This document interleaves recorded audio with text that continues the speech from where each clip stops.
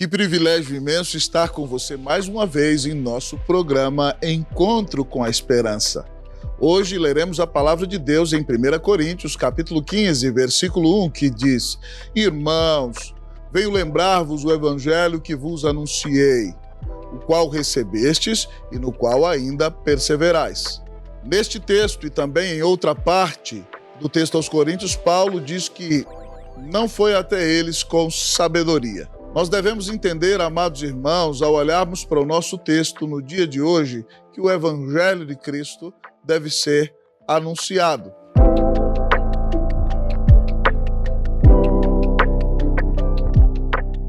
Paulo escreve aos Coríntios, eles eram gregos, amavam filosofia, e Paulo era um grande filósofo.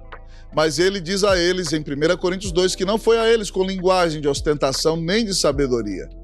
Os judeus que ali moravam queriam ver milagres e sinais, mas Paulo não estava ali para operar tais coisas e decidiu nada saber entre eles, senão a Jesus Cristo e a este crucificado, para que a fé do povo não se fundamentasse em milagres ou em sabedoria humana, mas no Evangelho do Senhor Jesus.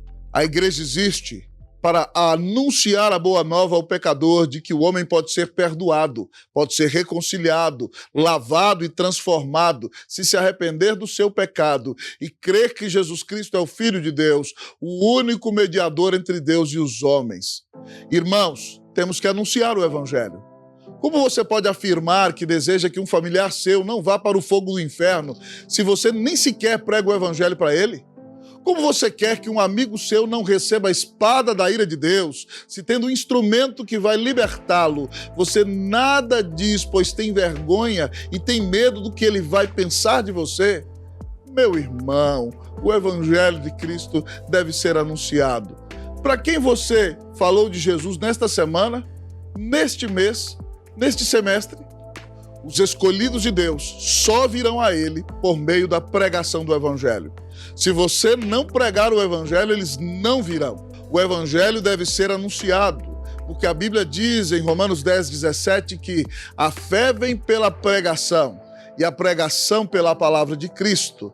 Ah, querido amigo e irmão, por isso nós temos que pregar a palavra de Deus, porque os pecadores só se converterão se ouvirem a palavra de Cristo. Você se lembra do profeta Ezequiel? Deus o colocou em um vale cheio de ossos e perguntou a ele se aqueles ossos poderiam reviver. Deus manda Ezequiel pregar para aqueles ossos secos. Ele prega, os ossos começam a tremer, crescem tendões e a carne de repente ali está. E você pode observar corpos inteiros, porém ainda mortos. Deus fala para Ezequiel clamar ao Espírito e orar por uma intervenção espiritual. Ezequiel obedece e então o Espírito de Deus sopra naqueles corpos e eles ressuscitam, formando um exército grande e poderoso. É isso que Deus faz quando o Evangelho de Cristo é pregado. Era isso que Calvino dizia e afirmava ao nos dizer que você não pode separar a palavra do Espírito, porque quando a palavra é pregada com fidelidade, o Espírito Santo sopra a vida nos corações. E de repente você olha para alguém que estava morto espiritualmente e sabe o que acontece? Alguém que não se importava nem um pouco com Deus, tem seus olhos abertos e é inundado com a alegria de saber que Jesus Cristo morreu em seu lugar. O Evangelho deve ser anunciado sempre e para todos, pois há pessoas que vêm à igreja todos os dias, ouvem a palavra e não são crentes e vão para o inferno se não forem convertidos a Cristo Jesus. As pessoas têm que ouvir o Evangelho, pois só ele pode transformar a vida do pecador.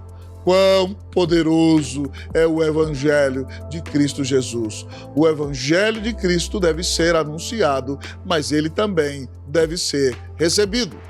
O Evangelho de Jesus, além de ser lembrado e além de ser anunciado, deve também ser recebido. Receber no versículo significa que devemos firmar um compromisso com o Evangelho, aceitá-lo, tomá-lo para nós mesmos, comprometermos-nos com ele.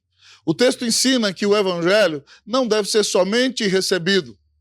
Não devemos apenas achá-lo bonito e apreciar as palavras que confortam o nosso coração.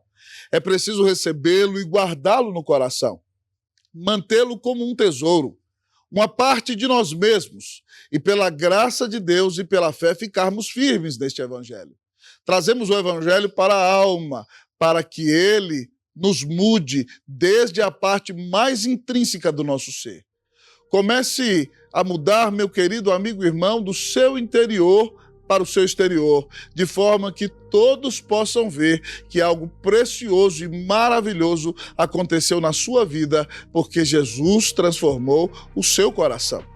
O evangelho de Jesus tem que ser recebido, agasalhado, abraçado, amado e saudado com a maior de todas as boas-vindas, guardado na alma e no coração, porque só assim, quando ele entrar em você, você se tornará uma nova criatura e será transformado pelo Senhor. Certa vez, um pastor recebeu visitantes de outra região em sua igreja. Ele foi visitar aquelas pessoas e elas estavam perdidas. Elas queriam abraçar todo tipo de religião, mas não tinham certeza da salvação, não tinham certeza de nada. O pastor entrou na casa deles e viu um ídolo feio, assustador, que ficava na porta da casa. Que coisa horrível! Começaram a conversar e o pastor perguntou à dona daquela casa: o que significa essa estátua aqui na sua casa? Para que ela serve? Isso aqui vai levar você para onde? Continuaram a conversar. Em outras oportunidades também, o casal continuou a ir à igreja. E de repente, um dia, o evangelho foi repetido e anunciado e Deus abriu os olhos daquela família. Louvado seja o Senhor! Aquele casal se prostrou na presença do Senhor Jesus. Aquela irmã passou a ser um evangelista e a falar de Jesus em todo lugar onde ia. Ela falava de um Jesus que salva, que transforma, que muda, que deu a vida na cruz por ela e que nunca mais ela seria a mesma. Deus passou a usá-la para anunciar o evangelho em seu trabalho, em sua rua, e pessoas começaram a conhecer o Salvador por meio do testemunho daquela mulher, que entendeu que a fé não é viver para reencarnar melhor. A Bíblia diz que reencarnação não existe.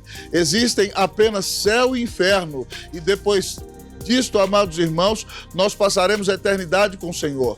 Aquela mulher entendeu que não havia nada que pudesse fazer para ser salva. É só pelo que Cristo fez que o pecador pode ser perdoado e pode vir a Deus. É por isso que o evangelho humilha, porque em todas as outras religiões o homem tem que fazer alguma coisa para merecer a salvação. O evangelho humilha você. A Bíblia diz que todos pecaram, mas Deus enviou Jesus e ele mudou nossa vida. Pois não há pecador tão sujo que Jesus não possa perdoá-lo. Não há pecador tão perdido que Jesus não possa achá-lo. Não há pecador tão inveterado que Jesus não possa salvá-lo. Não há pecador tão morto espiritualmente que Jesus não possa ressuscitá-lo. Jesus morreu na cruz em teu lugar.